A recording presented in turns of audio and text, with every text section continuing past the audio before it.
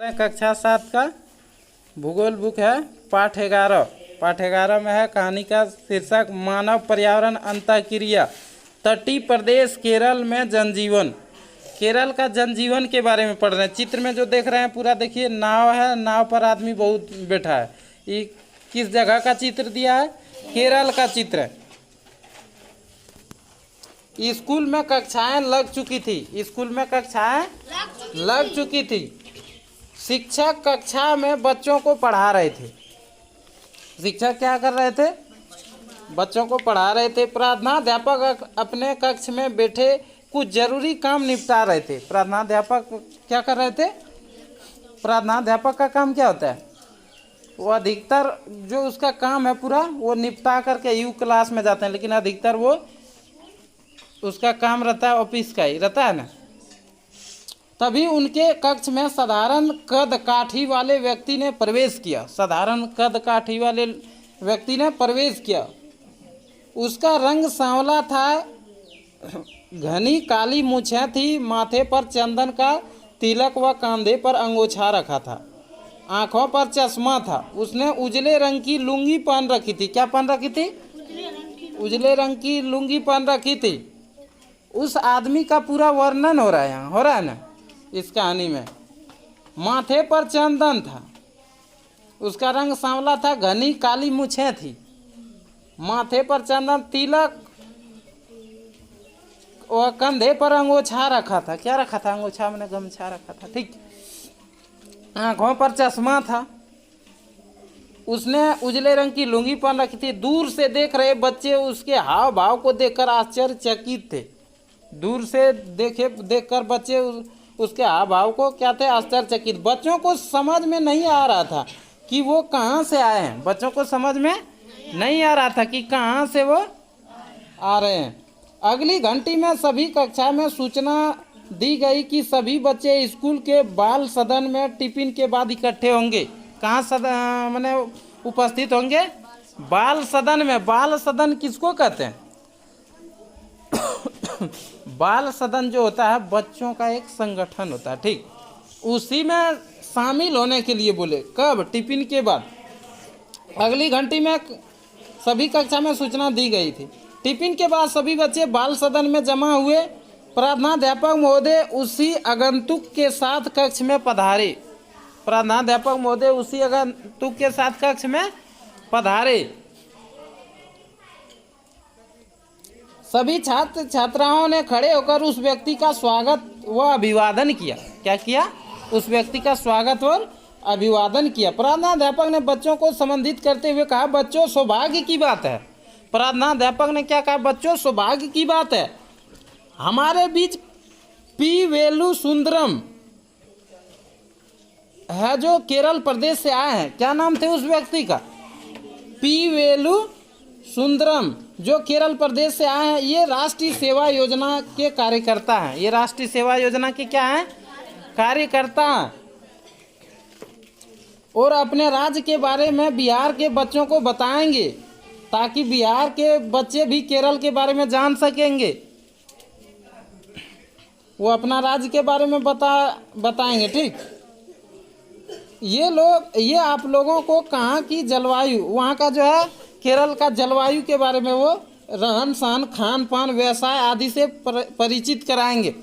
वहाँ का जनजीवन कैसे है, जलवायु कैसे है, रहन सहन, खान पान पूरा बतलाएंगे। हालांकि इनकी अपनी भाषा तो मलयालम है। केरल का भाषा क्या है? मलयालम है। लेकिन ये आपकी भाषा में आपसे बातचीत करेंगे। मलयालम भाषा समझिएगा, नहीं समझिएगा तो वो आपकी भाषा में समझाएंगे। मैंने हिंदी भाषा समझाएगा, लेकिन ये आपकी भाषा में आपसे बातचीत करेंगे। आप सभी को ध्यानपूर्वक तथा आप सभी ध्यानपूर्वक सुनेंगे। इस चित्र में है मैप बना हुआ, देखिए। एर्नाकुलम, कोची, तमिलनाडु, अरब सागर, अलपुजा, तिरुवनंतपुरम। उसके बाद नीचे किस चीज़ का चित्र है? चित्र 11.1 में यह केरल का मानचित्र। ऊपर वाला केरल का मानचित्र है। जो गोल घेरा में है, नीचे है भारत का मानचित्र। निचला क्या है, ये देखिए निचला है भारत का मानचित्र। बच्चों ने जोरदार ढंग से तालियां बजाई। पी वेलुसुंदरम उठे, उनके हाथों में केरल प्रदेश का नक्शा था।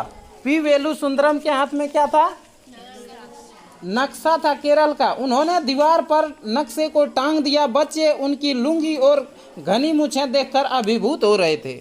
लुंगी पहन के आए थे, जो वहाँ का ड्रेस है वही पहन के आएगा। वे पी वेलुसुंदरम ने कहना शुरू किया, बच्चों केरल प्रदेश भारत के पश्चिमी तट पर एक लंबी संकरी पट्टी के रूप में फैला हुआ है। केरल प्रदेश कहाँ फैला हुआ है, भारत के पश्चिमी तट पर। कौन तट पर फैला है, पश्चिमी तट पर लंबी संकरी पट्टी के रूप में फैला है।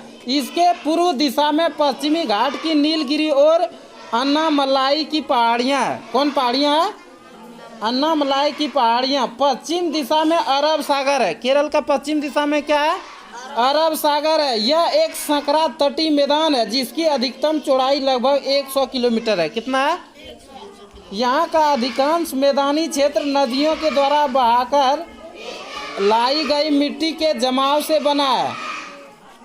किस चीज से बना है, मिट्टी के जमाव से। इसके 3 भाग है। इसके कितना भाग है, कम है केरल, कम है तटीय भाग में समुद्री लहरों द्वारा लाई गई बालू द्वारा निर्मित पतला क्षेत्र जो अधिकांशतः दलदली है। यह अरब सागर के साथ एक पट्टी के रूप में पाया जाता है।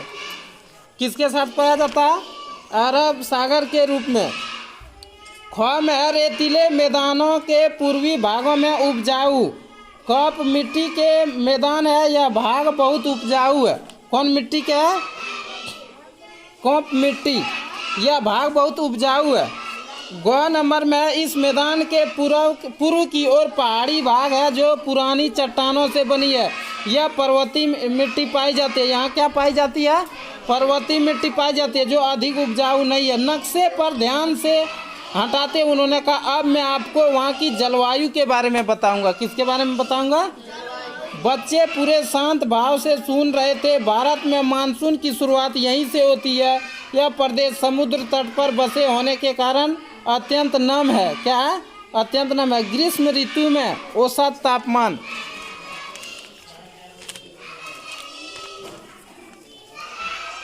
32 डिग्री तथा शीत ऋतु में 23 डिग्री सेल्सियस रहता है। यहाँ वार्षिक तापमांतर 2 डिग्री सेल्सियस से 5 डिग्री सेल्सियस तक रहता है। इस तरह यहाँ की जलवायु सम है। ना जाड़े में अधिक ठंड पड़ती है और ना गर्मी में अधिक गर्मी। यहाँ वर्षा मई से नवंबर तक होती है। यहाँ वर्षा कब होती है, मई से नवंबर तक। यहाँ औसत वर्षा 200 सेंटीमीटर से अधिक होती है। यहाँ की जलवायु उष्ण आर्द्र और मानसूनी प्रकार की है। यहाँ की जलवायु कैसे है, उष्ण आर्द्र और मानसूनी प्रकार का। तो केरल के बारे में पढ़ रहे थे। फिर अगले क्लास में हम इसके बारे में विचार करेंगे। कैसा लगा कहानी, क्लैप कर दीजिए।